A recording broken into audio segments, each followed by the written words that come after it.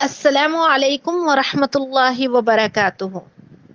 الحمد للہ رب العالمین، والصلاة والسلام علی رسولہ الکریم، وعلی آلہ واصحابہ اجمعین، وعلی من تبعہم الی یوم الدین، اما بعد۔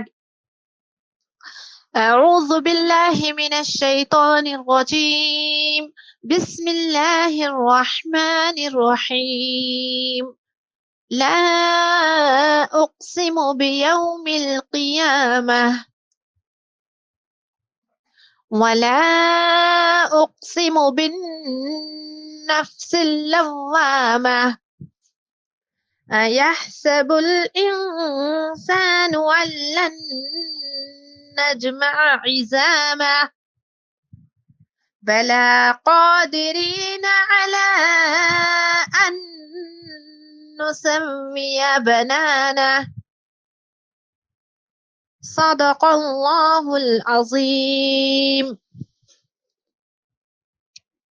قابل عزت احترام موقر و مشفقہ محترمہ ڈاکٹر اسماء زہرا آپا، صدر ویمنز ونگ شعبہ خواتین آل انڈیا مسلم پرسنل لا بورڈ، اور اس شعبے کے تحت خدمات انجام دینے والی بے انتہا معزز میری ذمہ دار بہنیں، اور ہماری دعوت پر لبیک کہنے والی ہماری سعادت مند آن لائن سماعت فرما رہی میری مائیں، بہنیں اور بیٹیاں، آپ تمام کو یہ رحمتوں سے پر اللہ کے انوارات سے لبریز ماہ رمضان بہت مبارک ہو۔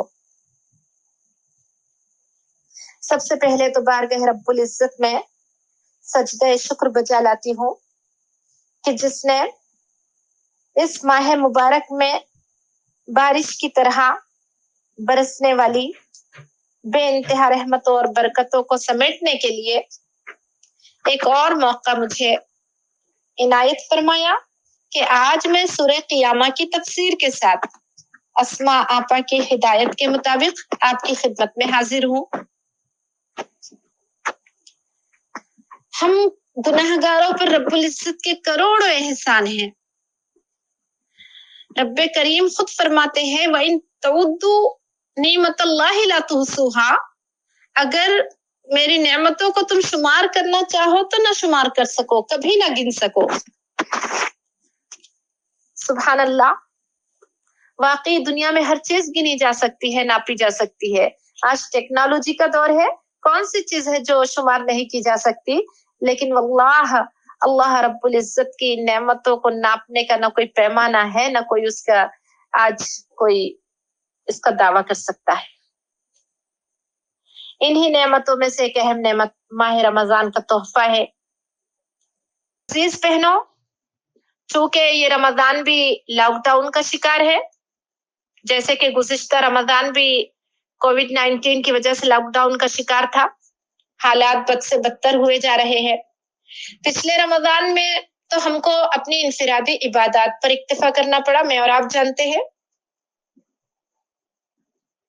ورنہ اس سے پہلے جو رمضان ہماری زندگی میں آتے تھے تو ہمارے اطراف میں قرآنی مجالس لگتی تھی، تلاوت کے ساتھ ساتھ تفسیر اور اسی طرح ایمان میں اضافہ کرنے والی ایسی کئی مجلسیں ہوتی تھی، اور بے تحاشا دیوانہ وار وہ خواتین جو سال بھر بھی کبھی شریک نہیں ہوتی، رمضان المبارک میں تڑپ تڑپ کر پہنچتی تھی۔ ہمارے جالنا شہر میں خود موسم گرما کی پرواہ کیے بغیر دور دور سے خواتین اس تلاش میں رہتی تھی کہ کہاں قرآنی مجلس لگ رہی ہے اور وہ کیسے وہاں پر پہنچے۔ اپنے آرام کا خیال کیے بغیر روزے کی حالت میں مصروفیات کو بالائے طاق رکھ کر شوق و رغبت کے ساتھ بالکل ایک عجیب روحانی سما بنتا تھا۔ لیکن پچھلا رمضان ہم سب کو انفرادی عبادات پر اکتفا کرنا پڑا، یہ الگ بات ہے کہ اللہ رب العزت کا خوف ہم پر مسلط رہا، کووڈ-19 کی وجہ سے ہماری عبادتوں میں اور دعاؤں میں خوب خشیت پیدا ہوئی اور اللہ کے ہم قریب تو ہوئے، لیکن جو اجتماعی عبادت تھی وہ حاصل نہ ہو سکی۔ لیکن الحمدللہ یہ سال ہمارے لیے بڑا بابرکت اور سعادت سے پر آیا ہے کہ الحمدللہ ہماری صبح سے شام بلکہ رات تک ایسی کئی مجلسوں سے ہمارے شب و روز رمضان کے سجے ہوئے ہیں۔ آپ دیکھیے صبح ہوتے ہی جو قرآن کی تلاوت، ترجمہ، تفسیر اور پھر جیسے کہ آپ خود شریک ہوتے ہوں گے، الحمدللہ کافی تعداد شریک ہو رہی ہے، 2 گھنٹہ مسلسل اللہ رب العزت خوب زندگیوں میں برکتیں نازل فرمائے۔ ہمارے صالحہ رضوان آپا صبح میں 2 گھنٹہ ترجمہ کے ساتھ ایک پارہ کی تفسیر پیش کر دینا واقعی بڑا کمال ہے۔ اللہ رب العزت ان کے علم میں، عمل میں اللہ اضافہ فرمائے، اور تمام جتنے مددگار ہیں اللہ رب العزت ان سب کو سلامت رکھے۔ اسی طرح ان کی زندگیوں میں اللہ برکت عطا فرمائے جو اس میں جڑ رہی ہے۔ حلقہ خواتین جو حلقہ تعلیم القرآن جو ہو رہا ہے، اسٹڈی سرکل، تو اسما آپا نے تو اس میں عجیب جدت پیدا کر دی، انتہائی انوکھے اور نرالے انداز میں بالکل مدلل اور جامع اور منفرد انداز میں مختلف گوشوں کو اجاگر کرتے ہوئے اور کئی علوم کو سمیٹتے ہوئے اور کئی تفاسیر سے مستفید کرتے ہوئے ہمارے دامن علم کو جو بھرنے کی اسما آپا نے کوشش کی ہے، تو واقعی یہ ان کا اپنا کمال ہے۔ واقعی اللہ رب العزت کا یہ تحفہ ہے اسما آپا ہم خواتین کے لیے، بڑی ذہانت و متانت کا ایک خوبصورت پیکر ہے۔ اللہ نظر بس سے بچائے اور اللہ رب العزت ان کی صلاحیتوں میں اور اضافہ فرمائے، آمین۔ اسی طرح ان کے ساتھ مددگار عظمیٰ آپا ہے، اور مجھ ناچیز کو بھی کبھی کبھی موقع ملا، اور ایک ٹیم ہے پوری جو بنت المسلم کے والنٹیئرز ہے اور ماشاءاللہ کام کرتے ہیں، تو یہ لوگ ہمیشہ متحرک ہے کہ کیسے ہر ایک کی کوشش ہے، یہ فکر لگتی ہے کہ کیسے ہر بہن تک قرآن کو پہنچا دے، ان کے سینوں میں اللہ کے نور کو، نور ہدایت کو اتروا دے۔ اللہ ان سب کی محنتوں کو اللہ قبول فرمائے۔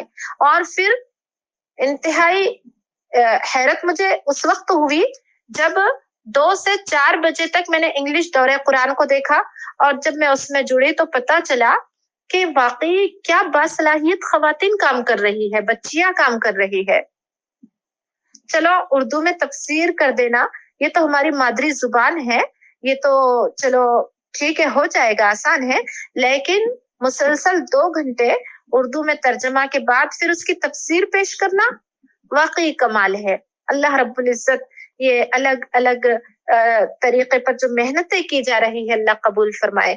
کبھی کبھی ایسا لگتا ہے کہ اسما آپا گویا اس مالی کی طرح ہے، ایک مالی ہوتا ہے نا گلشن کا، باغ کا، جو اپنے گلستہ کو خوبصورت بنانا چاہتا ہے تو اس میں کئی الگ الگ پھولوں کی کیاریاں لگاتا ہے، اور ہر کیاری میں کوشش یہ ہوتی ہے کہ ہر پھول کی رنگت الگ ہو، خوشبو الگ ہو، اور بہت زیادہ خوبصورت باغ لگے۔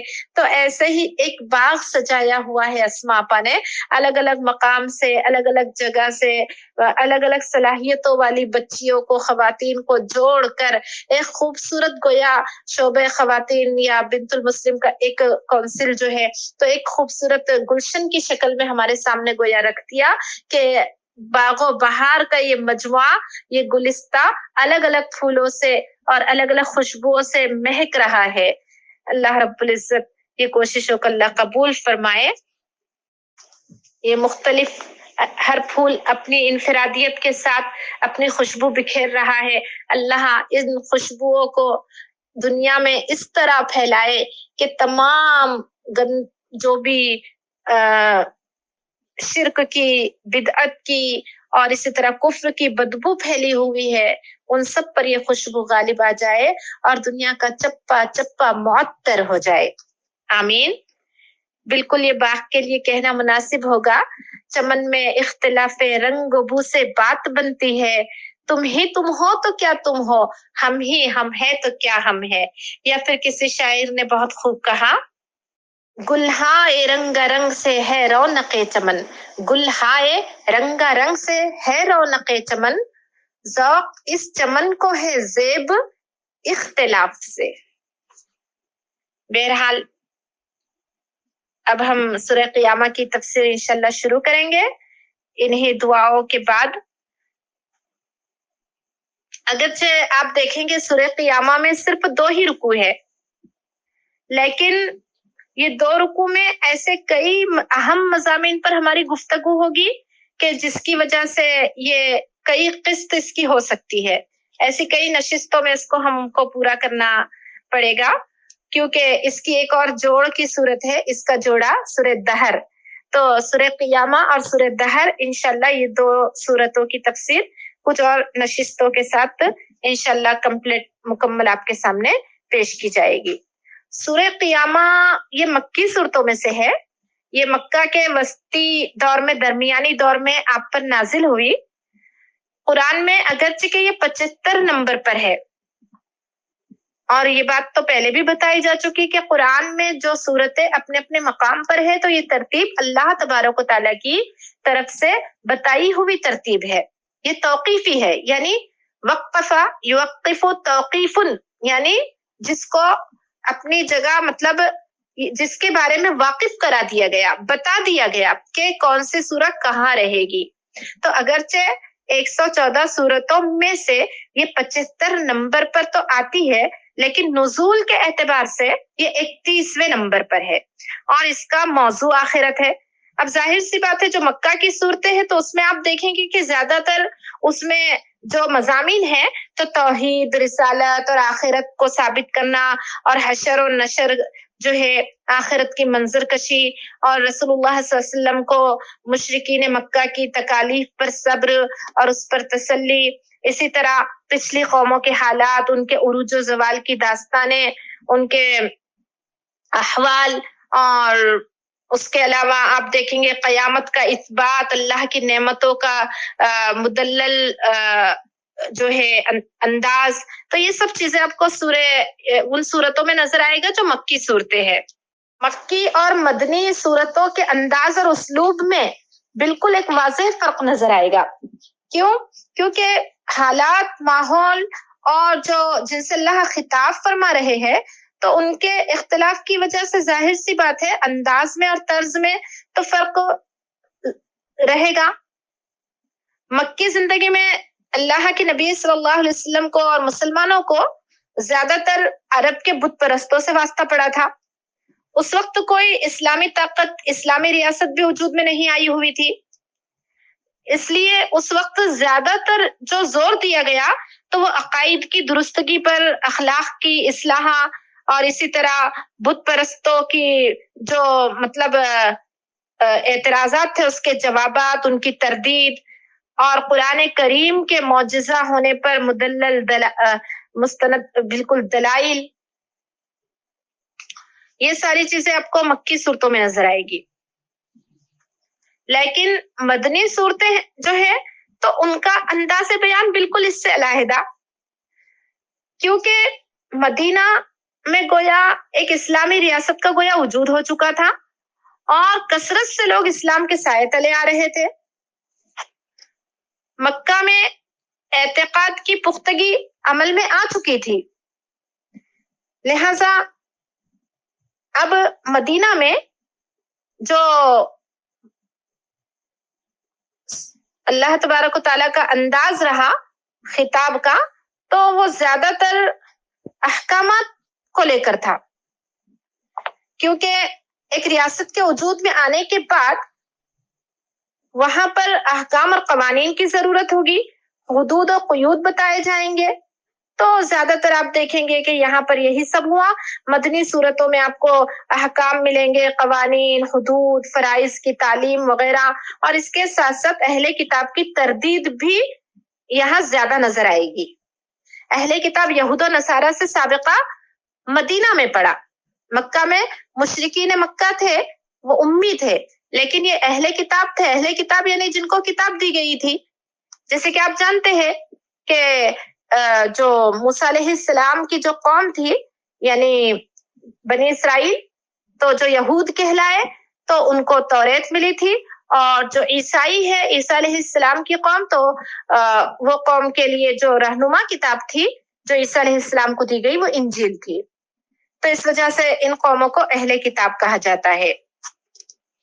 ٹھیک ہے، تو جو ہم سورہ قیامہ پڑھنے جا رہے ہیں تو اس کا موضوع بھی آپ دیکھیں گے آخرت ہے.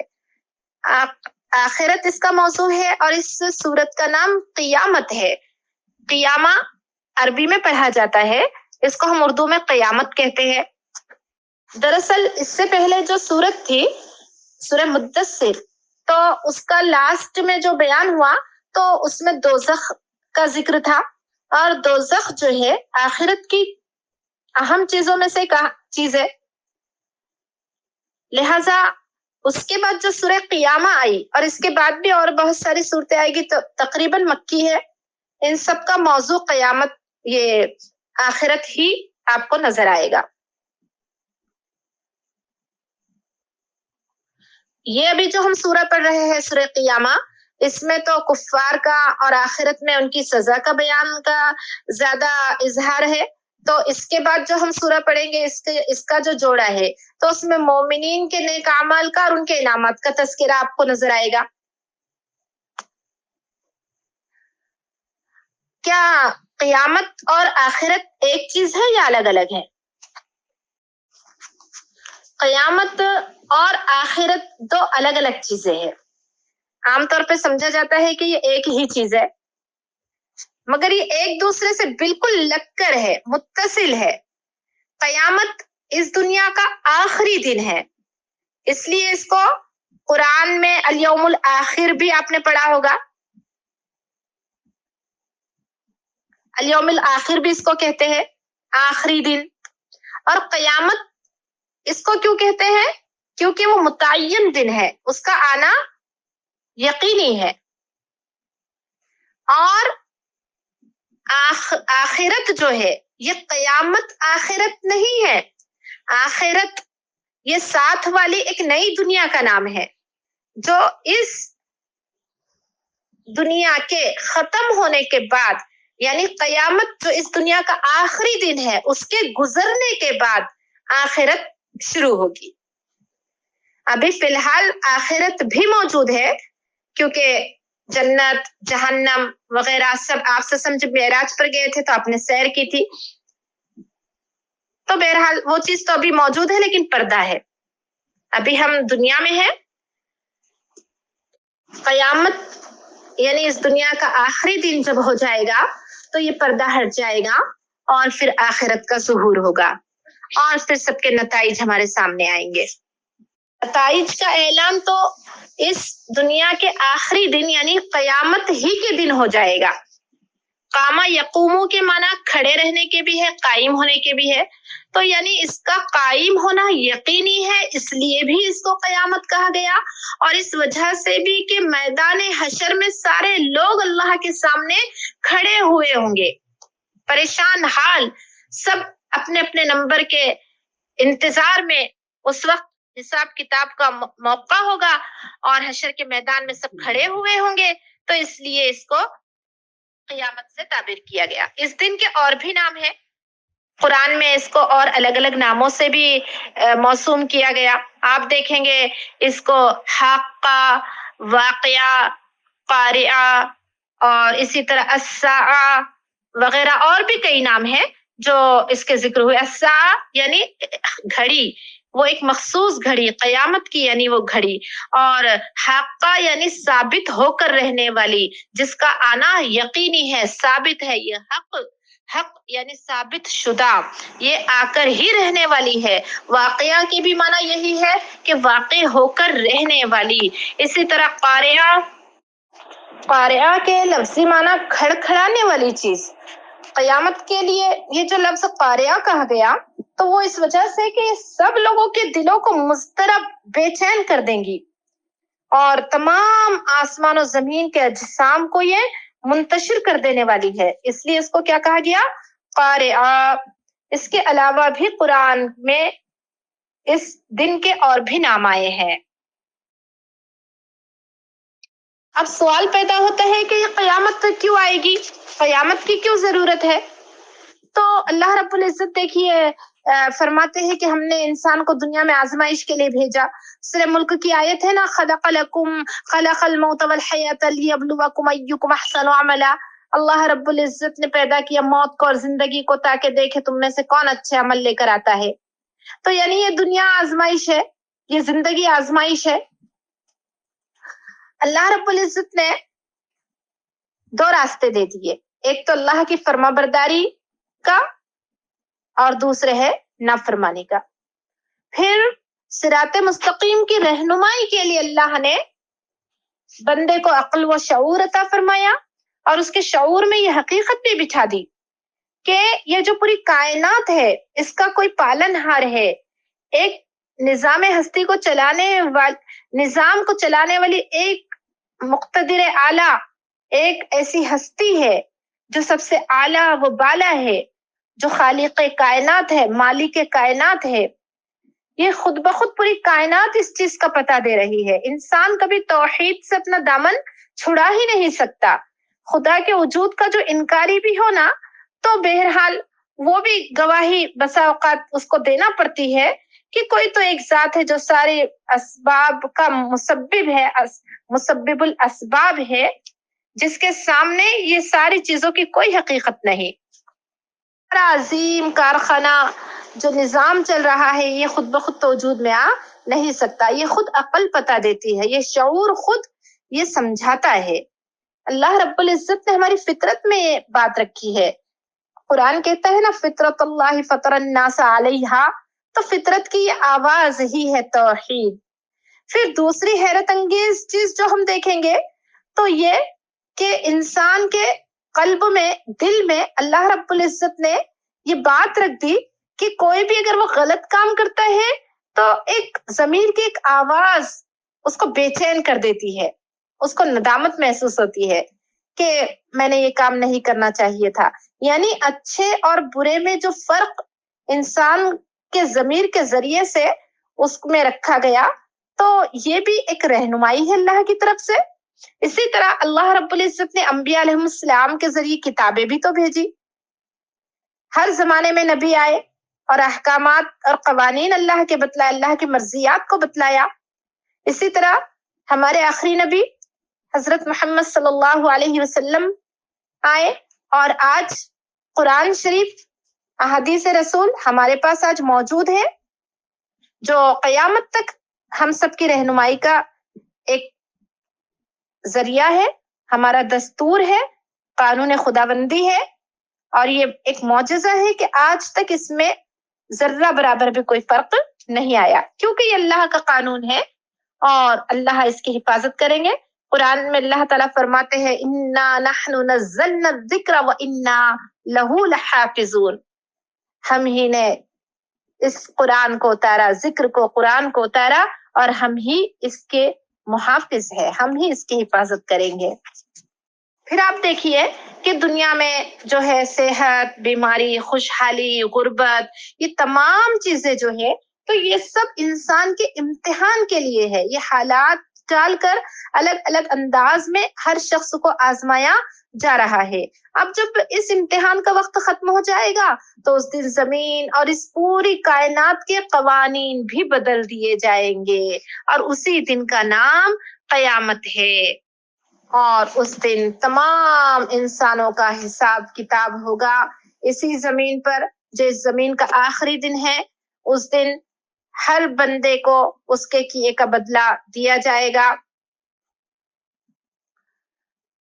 اور پھر یہ بھی تو آپ دیکھیے کہ اس کائنات میں اللہ تعالیٰ نے ہر چیز کو جوڑوں کی شکل میں پیدا کیا.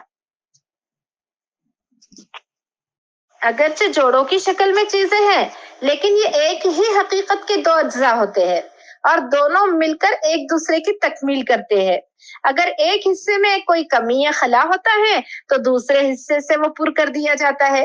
مثلاً مرد اور عورت، ٹھیک ہے، مرد کا جوڑا عورت ہے تو یہ اس کا جوڑا الگ الگ دو چیزیں ہیں لیکن یہ ایک دوسرے کی تکمیل کر رہی ہے. جیسے کہ پیاس تو اس کے اپوزٹ پانی. اگر پیاس نہ ہوتی تو پانی کا وجود بے معنی تھا، لیکن اگر پیاس موجود ہے تو پیاس کو موجود کرنے والا لازمی طور پر یہ پکارے گا کہ پیاس اگر ہے تو اس کو بجھانے کا سامان یعنی پانی کا وجود بھی لازمی ہے اور وہ ہونا چاہیے. تو یہی معاملہ عزیز بہنوں زندگی کا ہے کہ یہ زندگی بھی یہ دو اجزاء جو ہے نا، دنیا اور آخرت، تو یہ دنیا بھی پکار کر ہمیں متوجہ کر رہی ہے کہ یہ نامکمل ہے. اس دنیا میں انسان کی زندگی پر غور کرے. انسان مرنا نہیں چاہتا. کون انسان ہے جو کہے گا کہ میں مرنا چاہتا ہوں؟ ایک عقل مند انسان، اچھی زندگی گزارنے والا کوئی کہے گا کہ میں مرنا چاہتا ہوں؟ کوئی، ظاہر سی بات ہے ہر ایک کو اپنی زندگی سے پیار ہے. تو ابدی زندگی، ہمیشہ کے لیے زندگی مل جائے، کس کا یہ خواب نہیں ہوگا؟ ہر انسان کا یہ خواب ہوتا ہے کہ بس اس کی عمر طویل ہوتی چلی جائے. مگر ہم یہ بھی جانتے ہیں کہ موت اس دنیا کی سب سے بڑی اٹل حقیقت ہے. گویا پیاس تو موجود ہے مگر پانی نہیں. اس دنیا میں انسان سب سے بڑھ کر ظلم سے نفرت کرتا ہے اور وہ چاہتا ہے کہ ظالم کو اس کے کیے کی پوری سزا ملے. دنیا میں دولت و قوت کے نشے میں ایسے کئی لوگ، بہت بڑے بڑے ظالم، فرعون، ہٹلر جیسے ایسے ہزاروں ایسے حکمراں ظالم گزرے جنہوں نے لاکھوں انسانوں پر ظلم کیا. ملکوں کے ملک انہوں نے تباہ و برباد کیے. دیکھتے ہیں ہم کہ دنیا کا ایک عجیب سلسلہ ہے کہ بڑے مجرم پہلی بات تو گرفت میں آتے نہیں. ان کے پاس طاقت ہوتی ہے، قوت ہوتی ہے، کوئی ان پر ہاتھ نہیں ڈال سکتا. اور اگر کبھی گرفت میں آ بھی جائے تو جرم کی جو ان کی سزا ان کو ملنی چاہیے اس مناسبت سے ان کو سزا نہیں ملتی. چلو اتنا بڑا ظالم ہے، کوئی لاکھوں کو قتل کر دیتا ہے، جیسے ہٹلر ہے، اس نے اپنے آپ کو گولی مار دی، کیا سزا ملی اس کو؟ چلو اگر اس کو قابو بھی پا لیا جاتا اور اس کا ایک ایک عضو کاٹ کر بھی الگ کیا جاتا تو کیا اس نے جو کئی ہزاروں اس نے جو قتل کیے تھے تو کیا اس کا بدلہ ہو سکتا؟ ظاہر سی بات ہے کہ کتنی بھی سخت سے سخت بھی اگر سزا دی جاتی تو ایسے ظالموں کا جنہوں نے لاکھوں جانوں پر ظلم کیا ہوا ہوتا ہے تو ان کی زندگی کو خواہ کسی بھی انداز میں لیا جائے تو وہ ظلم کا بدلہ تو کوئی بھی انسان کا ذہن قبول نہیں کرتا. یعنی یہ زندگی کا ہر معاملہ گویا پکار کر یہ اعلان کر رہا ہے کہ یہ تمام اور ناقص ہے. یہ جو ہے معاملات جو ہے یہ ناقص ہے. اس کا ایک ایسا جوڑا ہونا چاہیے جہاں ابدی زندگی ہو، جہاں ظلم کا پورا بدلہ دیا جا سکے، کیونکہ یہ جو اس نے ظلم کیا ہے تو یہ ظلم کی سزا اس کے لیے بہت ادھوری ہے، ناقص ہے. اس کو تو اور بھی زیادہ ہر ظلم کا اس کو بدلہ ملنا چاہیے. تو عزیز بہنوں، قرآن کریم ہمیں بتاتا ہے کہ جس طرح ہر چیز جوڑا ہے اسی طرح دنیا کا جوڑا آخرت ہے. گویا زندگی کے دو رخ ہے، ایک عارضی جو دنیا کا زندگی ہے اور ایک ابدی جو ہمیشہ والی زندگی ہے. عارضی زندگی کی ساری تمنائیں ابدی زندگی میں جا کر پوری ہو جاتی ہے. اور پھر قیامت کا آنا رب العزت کی صفت رحمت کا جو ہے، رب العزت کی صفت رحمت کا ایک لازمی تقاضا ہے. کیوں؟ کیونکہ اگر یہ قیامت نہ آئے تو اس کے معنی تو پھر یہ ہوئے کہ اس کائنات کا جو خالق، جو اپنے مطلب ہر جگہ رحمان اور رحیم ہونے کا اعلان کر رہا ہے، تو نعوذ باللہ اس کے نزدیک عدل اور ظلم، نیکی، بدی، خیر، شر، یہ سب ایک جیسی چیزیں ہوئی، بلکہ مجرم تو اس کے نزدیک اچھے ہو گئے کہ جن کو دنیا میں منمانیاں کرنے کے لیے موقع مل گیا اور ان کو بالکل آزاد چھوڑ دیا گیا، اور انہوں نے جیسا چاہا، جس طرح چاہا لوگوں پر وہ ظلم کرتے چلے گئے اور ان کی کوئی گرفت دنیا میں نہیں ہوئی۔ تو یہ بات تو بالکل غلط ہے۔ اللہ رب العزت رحمان اور رحیم ہے، اس کی صفت رحمت سے یہ بالکل بعید ہے کہ اس طرح ہو، یہ بالکل اس کی شان کے منافی ہے۔ اللہ کی شان کے منافی ہے کہ وہ کوئی بے مقصد کام کرے۔ اللہ کے لیے لازم ہے کہ وہ ایسا دن لائے جس میں اپنے نیک بندوں کو وہ لازوال رحمتوں سے نوازے، اور بدکار جو تھے تو ان کو ان کے برے انجام تک پہنچائے۔ اسی کا نام قیامت ہے۔ اور پھر ایک بات یہ بھی تو دیکھیے کہ اللہ رب العزت نے پوری کائنات کو خادم بنایا، انسان کو اس کا مخدوم بنایا، ساری کائنات جو ہے انسان کی خدمت کر رہی ہے، انسان ہر چیز سے یہاں فائدہ اٹھا رہا ہے، ہر چیز اس کے تابع ہے، تو کیا ان صلاحیتوں سے متعلق اب کوئی ذمہ داری عائد نہیں ہوتی کہ کیا جس قدر اہتمام سے اللہ نے انسان کو وجود بخشا، نعمتیں بخشی، ساری چیزیں اس کو دی، ایک مقصد دیا، تو پھر اب اللہ کا تو اس پر حق قائم ہے، لازم ہے کہ ایک دن آئے اور اس دن اللہ رب العزت اس حق کے بارے میں انسان سے پوچھ گچھ کرے کہ جس نے ان کو پہچانا ہو وہ اس کا انعام پائے، جنہوں نے نعمتوں کو صحیح استعمال کیا اور صحیح منزل تک وہ پہنچے، اللہ کے بتائے ہوئے راستے پر چل کر وہ انہوں نے زندگی گزاری، تو وہ اللہ کے انعامات سے مالا مال ہو، اور جنہوں نے ناقدری کی تو وہ اس کی سزا بھگتے۔ تو وہی دن جو مقرر کیا گیا اس کا نام قیامت ہے۔ پھر انسان کا جو ضمیر ہے، جو اس کو ملامت کرتا ہے کہ یہ میں نے نہیں کرنا چاہیے تھا، جو فطرت کی آواز ہے، جو اس کو اندر سے اس کو نادم کرتی رہتی ہے اور غلط کرنے پر اس کو شرمندہ کرتی رہتی ہے، تو یہ ضمیر کی صورت میں بھی گویا قیامت کی عدالت کا جو عکس ہے، تو اللہ رب العزت نے انسان کے اندر رکھ دیا۔ اگر قیامت نہ ہو تو پھر ضمیر کا وجود بھی بے معنی ہے۔ تو یہی ضمیر انسان کو ہر وقت احساس دلاتا رہتا ہے کہ نیکی اور بدی برابر نہیں ہے، اس لیے نتیجے کے اعتبار سے بھی انہیں برابر نہیں ہونا چاہیے، اور اس کے نتیجے یقینی ہے۔ اسی کا نام قیامت ہے۔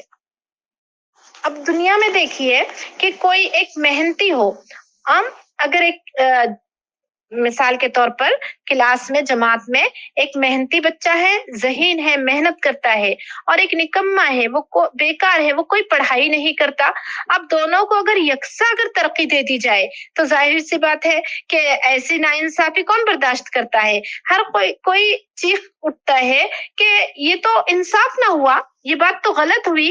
تو اب یہ اتنی بڑی جو زندگی ہے، اس میں جنہوں نے محنتیں کی اور اپنی زندگی بھر نیک کاموں کی تلاش میں سرگردہ رہے، اپنے خواہشات کو چھوڑ کر اللہ کی مرضیات کے مطابق زندگی گزارنے کے لیے ہر طریقے کی مصیبت اور پریشانیوں کا سامنا کیا، تو اب لازمی بات ہے کہ ان کو اس کا اچھا نتیجہ ملے اور انصاف سامنے آئے کہ جنہوں نے محنت کی ان کی محنتوں کے نتیجے ان کے دنیا کو دکھائے جائے، اور جنہوں نے بیکار وقت گزارا، اللہ کی مرضیات کی پرواہ نہیں کی، اللہ کے قوانین سے رخ موڑا، اس کا انکار کیا، تو اللہ کے انعامات کا صحیح استعمال نہیں کیا، تو اس کی ان کو سزا ملنی چاہیے۔ یہی انصاف کا تقاضا ہے، اور یہی جزا اور سزا کے لیے جو دن ٹھہرایا گیا اسی کا نام قیامت ہے۔ تو میری عزیز ماؤں، بہنوں، بیٹیوں، قیامت کی حقیقت، قیامت کی ضرورت، آج اسی پر ہم اکتفا کریں گے کیونکہ کافی وقت ہو گیا۔ انشاءاللہ یہ تو قیامت ابھی ہم نے شروع ہی نہیں کی، یعنی سورہ ہی شروع نہیں کیا، لیکن بس اس کا تعارف یعنی نام قیامت اور قیامت کی ضرورت اور حقیقت ہی میں پورا وقت ہمارا صرف ہوا، تو اور یہ بھی ضروری تھا ہم کو معلوم ہونا کہ اس کی ضرورت کیوں ہے۔ تو انشاءاللہ اب جو آگے کے مضامین ہیں وہ اگلی نشست میں اللہ اگر موقع دے تو انشاءاللہ ضرور ہم آگے کی تفاسیر بھی پیش کریں گے۔ اللہ رب العزت ہمارے جڑنے جمنے کو قبول فرمائے، اور اللہ رب العزت اس درس قرآن کی برکت سے جسمانی، ایمانی، روحانی، اخلاقی، معاشرتی، خاندانی تمام کمزوری کو، تاہیوں کو دور فرمائے، سارے عالم میں ہم میں ہماری نسلوں میں ہدایت اور امن کے فیصلے فرمائے، اللہ دنیا کے ہر انسان کے حق میں خیر مقدر فرمائے، تمام آفات اور بلاؤں کا دنیا سے خاتمہ فرمائے، آمین۔ رمضان المبارک کی لمحہ لمحہ برسنے والی جتنی بھی رحمت اور برکت ہے، اللہ رب العزت تمام عالم کے ایک ایک امتی کو اللہ اس سے مستفید فرمائے، آمین۔ وما توفیقی الا باللہ، والسلام۔ سبحان اللہ وبحمدہ، سبحانک اللہم وبحمدک، اشہد ان لا الہ الا انت، استغفرک واتوب الیک۔ سبحان ربک رب العزت عما یصفون، وسلام علی المرسلین، والحمد للہ رب العالمین۔ جزا اللہ عنا محمدا ما هو اہلہ صلی اللہ علیہ وسلم۔ جزاکم اللہ خیر الجزا۔ پڑھو لکھو اور عمل کرو، طاق میں مجھ کو نہ بند کرو، جھٹلا کر نہ کفر کرو، سمجھ بوجھ کر حفظ کرو۔ بول رہا ہے یہ قرآن، میں ہوں مکمل الفرقان، نیکی کا ہوں میں رضوان، دور بھاگے مجھ سے شیطان۔